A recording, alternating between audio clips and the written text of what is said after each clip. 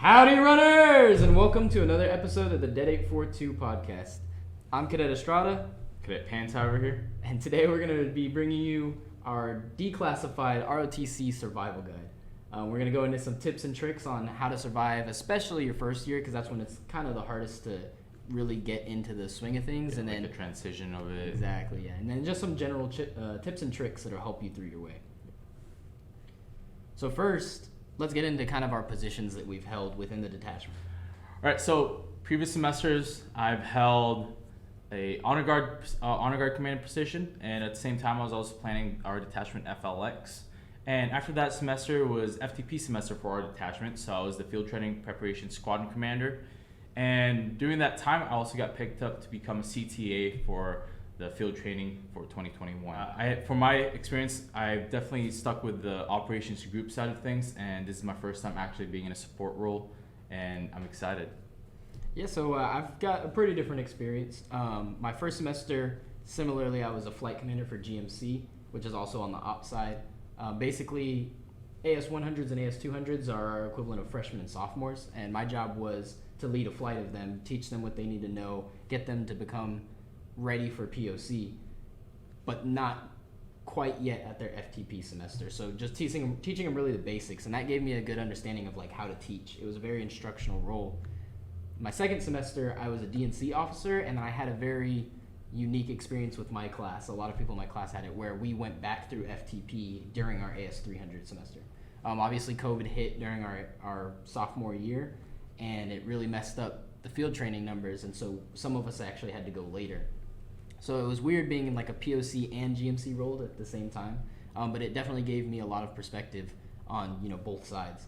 So different experiences, and that's going to happen across the detachment. Everyone's going to have their own experiences, and it's going to tailor to their kind of leadership style in different ways.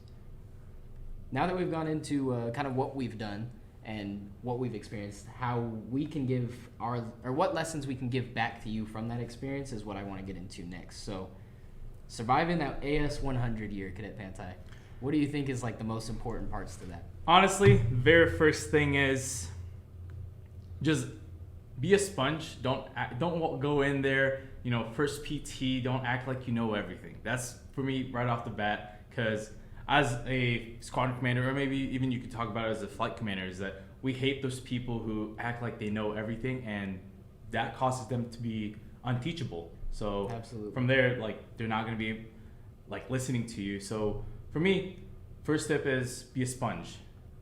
If you have any military experience, like prior military experience, that's cool. Use that in your toolkit, but don't act like you know everything, because trust me, everyone does not like that. Even cadre members, we don't like that. So right off the bat, just be a sponge and help out people around you. So if you do have experience, that's awesome, but help out the people around you. Yeah, I think that's really good advice. My advice for you is more kind of like on the health side, I guess. All of that stuff is so important. Another thing that's going to be important is physically wanting to stay in the program was one of the hardest parts for me, because not everyone comes from a military environment. Not everyone's used to the schedules that we have.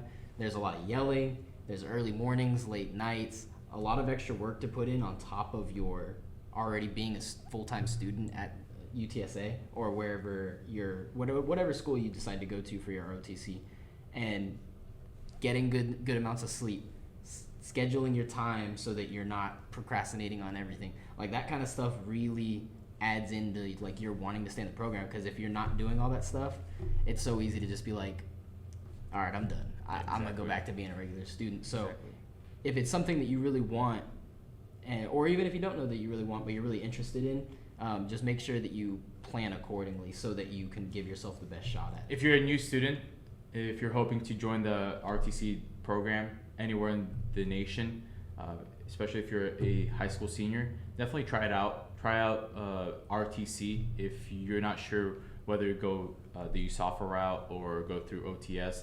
RTC is kind of a good step into that world of military.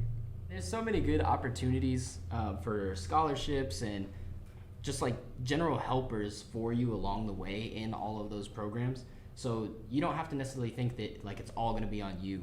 Another important thing is like relying on your wingman.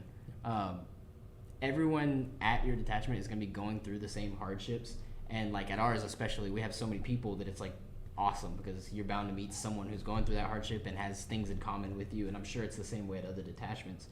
And just like finding those people and like really just becoming family with them gets you through so much more than you would have without them, because you just have that support foundation to fall back on. Exactly. Because I'm not gonna lie, I've seen many cadets who go into like detachment and, you know, as a brand new ACE 100, they just like on their own, they just kind of like, oh, I'm not gonna mess with anyone here. I am here to solely work and work for that commission. If that's your mindset, cool, go for it. But honestly, I think it would help out if you, like you said, just developing that networking communication with your people definitely help you out. It's first, it's gonna help you out in the long run, because now you're gonna have that mental stability with your friends. If you're going through hardship, like Cadet Estrada said, you're gonna help out with that. And two, it's just gonna make everything so much better whenever you're going through something like this. And then another tip that we have, and this one's a big one. You'll hear it from cadre, you'll hear it from POC, which are the upperclassmen. You'll hear it from pretty much everyone, is that student first. Obviously, both are very important. You want to prioritize both, being an ROTC cadet and a student. But you cannot be an ROTC cadet without being a good student, without having the grades. You can do it the other way. You can be a student without being an ROTC cadet. And so it's just so important that you stay on top of your homework, your classes, your tests, your studying, all of that stuff, because it's so easy to, like, you can feel so productive. You can do so much in ROTC. You can volunteer for this. You can lead this. You can you can do all this stuff, but you gotta take care of your classes. If you don't take care of your classes, it'll be so detrimental to your ROTC career, if you will, and your commission. Another thing I want to talk about is just like being professional, right? That's for me. For those, you could tell like if cadet's gonna succeed day one is if they're professional and their attitude towards the program. So if you're just gonna walk into, you know, like I said, first PT, and you're just, you know, smoking and joking and just laughing every single time you're supposed to be at attention, in everyone's eyes, everyone's gonna think, okay, he or she's not gonna make it because you're not taking this seriously, right? So just be professional at one. And attitude, just like I said in the beginning, you know, just be a sponge, absorb everything, but you know, have a good attitude towards it. Don't just go in there, walk in your PMT events, your practical military training events, which is your like lead lab and PT. Don't walk in there like just head down, sad, and just looking depressed the whole time. No, just, you know, act like you want to be there, right? Yeah, attitude, professionalism, effort, all of those things, he's so right. Or like that's something you can obviously control. There's gonna be things that you can't control, like Cadet Vance, how perfect were you day one? Absolutely. I got yelled at. So my day one at PT, like I said, you know, be a sponge. Yeah, no, I was not that person. That's why I'm telling you this right now, to save the embarrassment. I got yelled at by my flight commander because I was just like, acting like I knew everything. So don't be like me. I'll tell you that right now. Do not be like me. Everyone will hate you. But yeah, so I'm here to save you that embarrassment. Yeah, exactly. And no one's gonna be perfect. You're not even gonna be perfect by the time you're probably ready to commission. There's always so much room for improvement. But the important part is like, take risks. Pay attention to your training and like try it even if you're not comfortable with it. Like do everything outside of your comfort zone. Obviously maintain the professionalism, the good attitude, but like just push yourself so far, like as far as you can out of your comfort zone, so that you can continue to improve faster, because that's when you're going to learn the most, is when you're under those high stress, high pressure, and just understand that everyone else is going to be doing the same. There's no reason to be embarrassed about anything, because the next person's probably going to do just as bad, or, you know, maybe a little bit better, maybe a little bit worse from you, but that's all part of just the learning process. Exactly. And so I see so many people that they come in, and I was this way too. It's like I couldn't learn what I wanted to learn because I was so afraid to fail in front of my peers. I was like, I'd rather just, you know, kind of like sit back and watch someone else do it and maybe learn that way. But you don't get the same experience. That is very true. Because in my opinion, like, this is your time, and if you're going to RTC, or even this is applicable to being a USAF cadet, this is your time to make as much mistake as you can, because once you go active duty or out in the big blue, that's when you're going to be, you can't mess up, because if you mess up, there's going to be lives at risk here. So that's why everyone, you'll hear from cadre members that, hey, make mistakes now. If you make mistakes now, you're not going to make it later on. So I definitely agree with that. So on a brighter note, at this time, so what we're going to do is we're going to take you guys on a little bit of a tour of our detachment, kind of show you what our daily lives look like while we're in here, kind of some of the things that we get to do and have here at the detachment. Like de-stress and type stuff. Exactly. So let's cut to that right now. Howdy runners, and welcome to our tour. So our first one's gonna be our support office and flight sim room. Fun fact, I'm actually in charge of the flight sim room or the flight simulator for this semester. And for this, the people who are allowed here are gonna be Arnold Air Society cadets, Honor Guard cadets, Victory cadets, and Booster Club cadets. So if you want to go in here, either have a POC with you, or you could report in to the corresponding POC sitting down in this office right here. Oh, hey guys. Just finishing up some work here in our GMC office. This is where you're going to spend a lot of time as a 100 and a 200. Just getting things done, working on memos, hanging out with your friends, grabbing some Chick-fil-A, or doing whatever it is that you want to do. But let's head over to the POC office.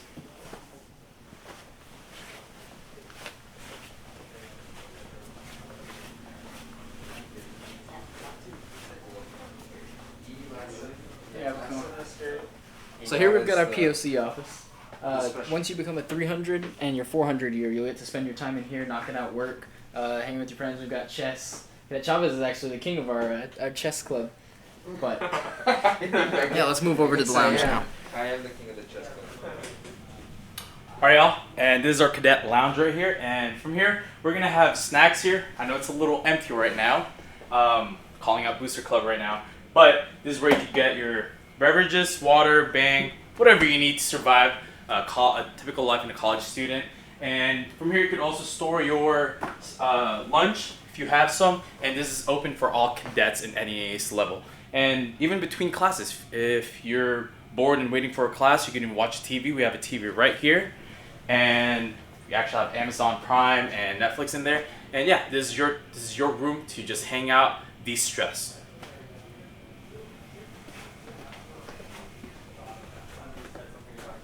And right now, this is the cadet workspace. Someone's in there right now. That's why we don't want to open it. There's gonna be 2 computers here. This is your study area for you to just focus on your academics or even ROTC itself.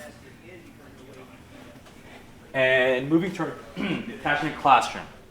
This is where AAS class for AAS 400s, or I mean AAS 300 and AAS 400s. This is gonna be, it's a little messy right now. We just had an enlistment ceremony happening today, but this is also where we film our podcast. Thanks, guys. Now I'm going to leave it up to you guys to read this sign, but make sure that you're actually obeying the rules of this sign. Don't just be walking back there, cadre's working, they need their quiet workplace. If you have an appointment with them or a good reason to see them, you'll go through our detachment office, ring the doorbell, or talk to Miss Mullen.